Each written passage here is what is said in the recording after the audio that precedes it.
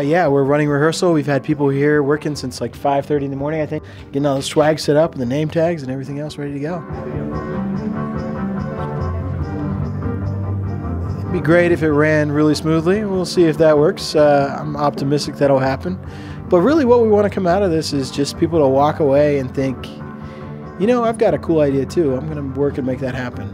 And yeah, I hope that there's some really strong conversations tomorrow and people meet some new people. And we just hope that we have conversations here tomorrow that move New Mexico to a better place.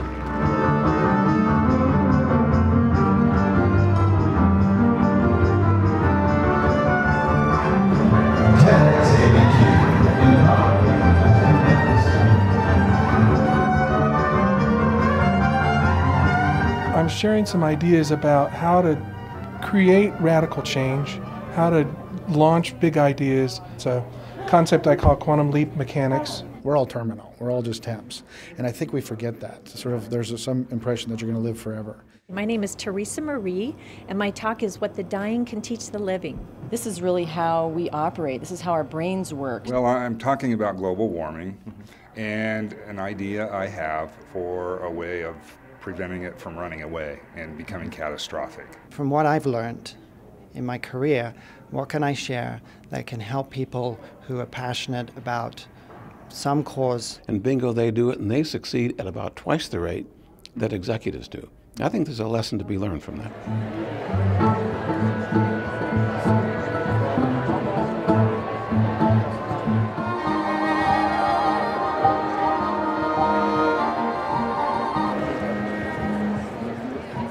New Mexico ranks 49th out of 50 in literacy in the United States. We would have all the kids come in, and a lot of them weren't very motivated to start out, but you know, we really wanted to make them feel like it was something fun all the time. Like, if you read this, so many fun things will happen for you.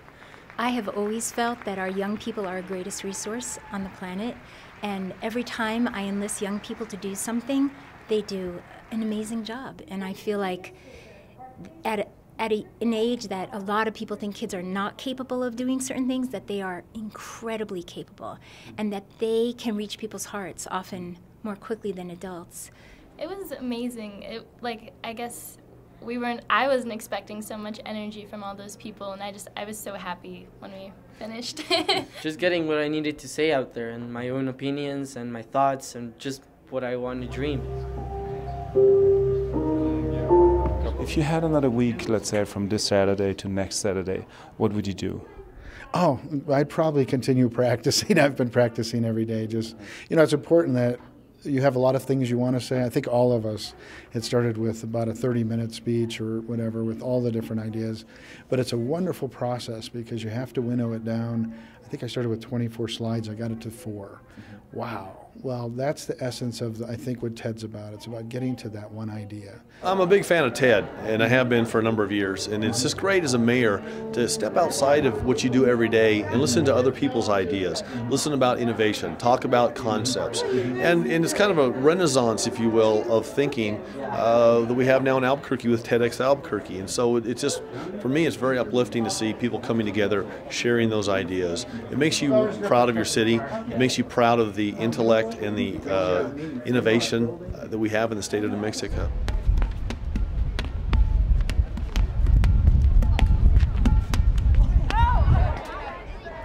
Playworks is bringing play to children, which is funny because you should think that children play anyway, but they don't.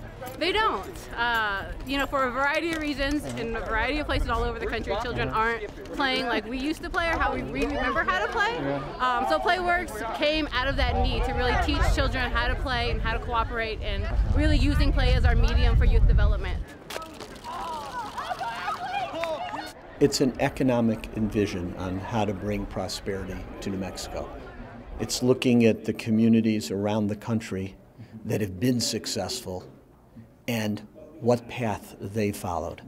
What the smaller communities have learned is that they have to be about something. They have to have a theme that they all rally around. It's what I call a big idea. When you have a big idea, you attract similar industries, and they form what economists call industry clusters. The scientists are virtually unanimous, in our opinion, that global warming is real, It's caused by humans. It's caused by primarily by fossil fuel burning. And so we have to reduce our dependence on fossil fuel. And so my idea is to create what I call a carbon dumping fee.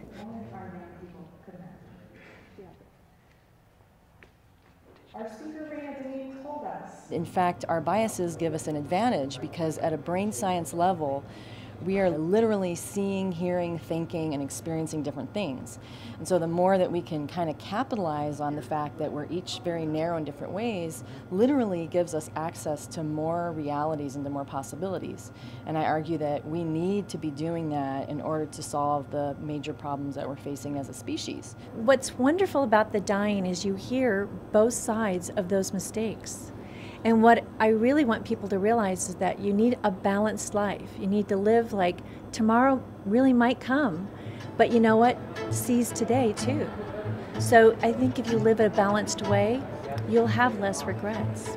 But once you sort of switch that gear and you think, oh, I am not going to be here forever, I think at first you're depressed because you're like, oh my God, I'm going to die. Well, once you get through that, then it switches to this other thing of, well, since I have this much time, and that's great to know, what am I going to do with it? It's your choice.